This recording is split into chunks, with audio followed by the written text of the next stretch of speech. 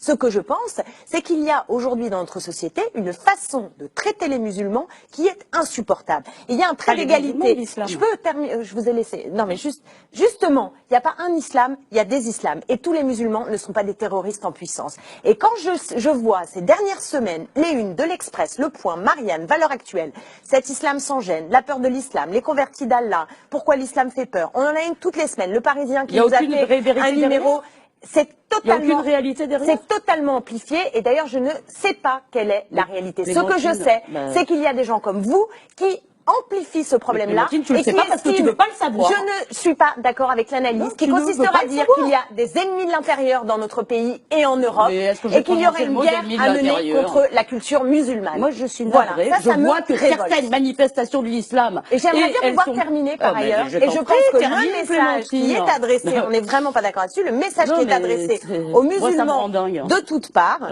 c'est vous n'êtes pas chez vous et vous n'êtes pas comme nous. C'est ça qu'on leur dit en permanence. On leur demande de faire des preuves de tout, qu'ils sont capables de nous ressembler et d'être comme nous. Ils ne sont pas d'ailleurs un tout uniforme. Il y a des cultures dans ce monde musulman et ils ont droit au respect et ils ont droit de ne pas être stigmatisés comme des ennemis de l'intérieur. Toutes les cultures et toutes les pratiques n'ont pas le droit au respect. Non.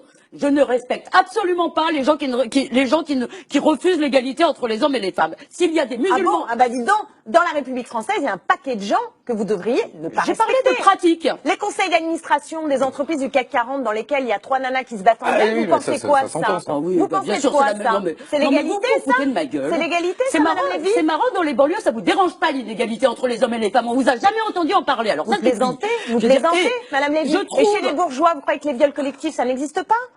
Chez les bourgeois blancs. Il y a quelques semaines, par exemple, un homme a brandi un fusil à la sortie d'une mosquée à un moment donné où il y avait une fête religieuse. Ça n'a fait s'élever aucune voix. De la même manière, il y a une femme qui portait un niqab.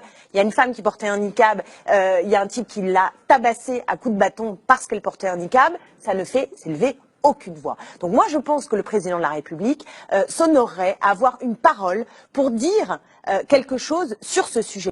C'est des qui sont, à mon avis, contraires à notre culture. Voilà, alors faut pas parler d'islamophobie, mais il faudrait aussi enlever le terme d'islamisme, parce que précisément ce terme, non je sais bien, mais ce terme-là qui est dans toutes les bouches, vise justement à ramasser et à donner une vision, parce que les unes dont je vous parlais, il y a les images qui vont avec, et au fond, c'est la masse des musulmans qui est assimilée à sa branche intégriste. Vous n'avez pas de mots pour dire intégriste catholique. Vous n'avez pas de mots pour dire... C'est quoi? Benoît XVI. Vous dites un mot pour dire intégriste catholique? Bah dites-moi, vous avez l'équivalent d'islamisme, c'est quoi? Il n'y en a pas.